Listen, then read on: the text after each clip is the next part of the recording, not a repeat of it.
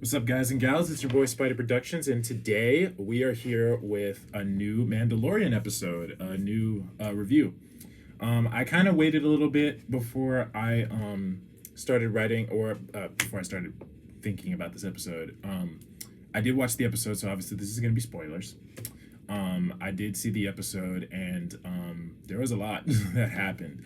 But I wanted to give me some time to think about all the things I wanted to think about, and to calm myself down because it was a very exciting episode. So we started off after the events after we left Ahsoka last week, and we talked about how we were going to the planet Tython, which I've heard is the actual planet, I guess, in like the old EU or like extended universe of Star Wars before Disney made that non-canon, and I think they said it was in like a Sith world or something. So I was expecting like some crazy nonsense here, but no, it was just a nice, beautiful planet actually. And we went to Tython. We found the peak that Grogu was going to, and Grogu was accessing the Force. And they said that if he used the Force, he was supposed to choose his path, and then a Jedi was supposed to come looking for him. But they didn't tell us in the episode if he chose what path he chose, or what Jedi would sense him. So I assume we won't find that out until the end of the season. But there have been rumors that obviously it could either be Luke Skywalker, who's played by Sebastian Stan, which I actually would be cool with that. Cal Kestis, because we don't know if Cal is still alive or dead at this point, because he's only had one game. And Ezra, because Ezra's technically still out there, so we have no idea if he's alive or dead either. I feel like if anyone, it'd be Luke. It'd be nuts if it was Ezra or Cal, but I don't think it would be Cal, because I think Cal might die before the original trilogy starts. And I don't think it would be Ezra, because I think that they would try to either confirm his alive or dead in like a Rebels sequel or something like that. So I don't think that's the case, but who knows? So it was a really good episode though. So we got a glimpse of the Slave One. So I saw that Boba Fett, or I wasn't really spoiled necessarily, but when I woke up I saw pictures of Boba Fett on the new episode. So I was like, okay, maybe Boba Fett might be involved. And when we got into the episode, the Slave One was tracking them, and I was like, holy crap. So the Slave One is obviously Boba's and Jango Fett's ship. He was tracking them, and then they also brought back I forgot what her name was, but Melinda May from Agents of Shield. They brought her character back, and I figured it was because people were saying when season 1 came out, when she died, when she got shot by that kid, people were saying that it could have been Boba Fett because he was the only other person on the planet on Tatooine that could have probably picked her up, because Boba Fett's fate was undetermined. We didn't know if he was alive or dead. I figured he was dead, being eaten by that thing, but I guess he somehow survived. And he had been tracking him so he could get his armor back. So he was going to get his armor, and then Moff Gideon's troopers show up. And, they going through these troopers left and right like it's no big deal. And Boba gets his suit, and he put the suit on and was fighting them off.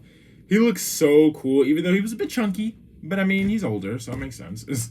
But it was super cool to see the actor who played the clones in the prequels in the live action be Boba Fett, and it was so cool. So then afterwards, after Grogu was done using the Force on the stone he was on, Moff Gideon sent his Dark Troopers, which was the robot troopers that I heard about.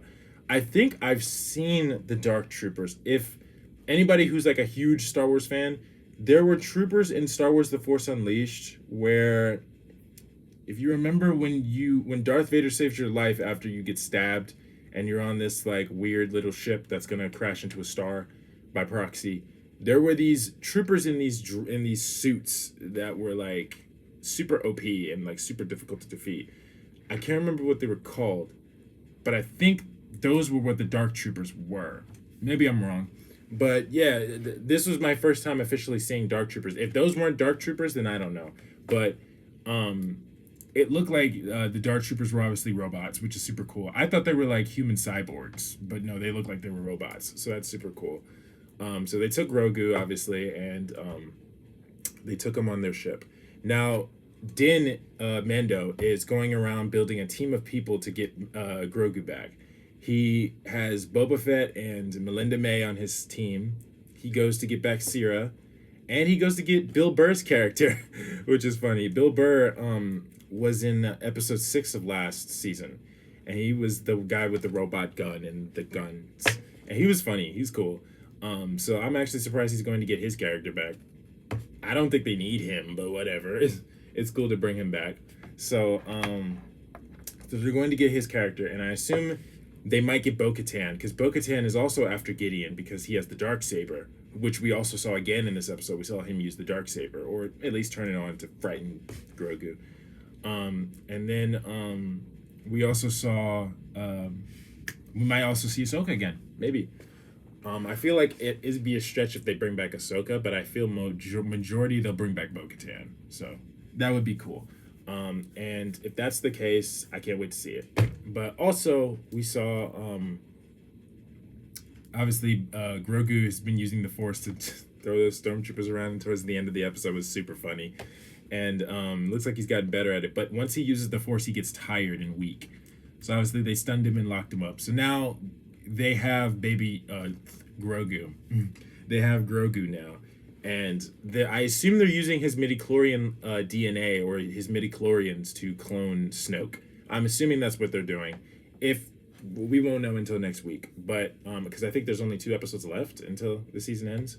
But I would say this episode was really dope. I got to see some really cool fight scenes with Melinda May and with Mando and Boba Fett. It was a lot shorter than it was last week, and it's understandable because last week they obviously wanted to give us a big episode with Ahsoka, so it makes sense. But this episode was, I think they said this was the shortest episode of this season, so I'm actually kind of surprised. But it was still a good episode, even though it wasn't like, I don't know, it's just something about last week's episode, seeing Ahsoka and the uniqueness of it, and Dave Filoni's directing hands on that episode is just something special, dude. Like, but I did love this episode, though. We got to see Boba Fett back in action, so I thought that was super cool. Oh, and we also got to find out that Boba Fett's dad, Jango Fett, was a foundling, and he fought during the Mandalorian Civil Wars. I thought that they said in the Clone Wars and also in the prequels that Jango Fett was just a common bounty hunter that stole Mandalorian armor. That's what I thought was the case, because that's what they kept saying. But according to the data logs on his suit, it said that Jango was a foundling and he fought during the Mandalorian Civil War. So he was actually a Mandalorian. He wasn't just a common bounty hunter. But I think he must have been a Mandalorian and defected from the Mandalorians and became his own man. Like he must have just defected. He must have been a defected Mandalorian, possibly. So that's probably what he was. And then he did all the other jobs we see him do in the prequels. So it was cool to see that. So we have a decent dream team. We got Boba, we got Mando, we got Melinda May, we got Sierra. We're gonna get Bill Burr's character. We might get Bo-Katan, possibly Ahsoka, and whoever the Jedi is that's coming after Grogu might help to get him back and fight Moff Gideon. So that's gonna be super cool. So I can't wait for next week's episode. I just wanted to put my thoughts out there. I really liked this episode. This review is obviously gonna be shorter because it wasn't too much going on, but it was a really good episode.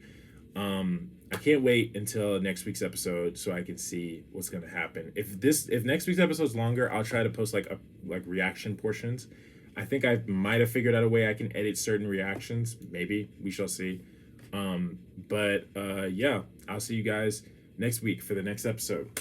Peace.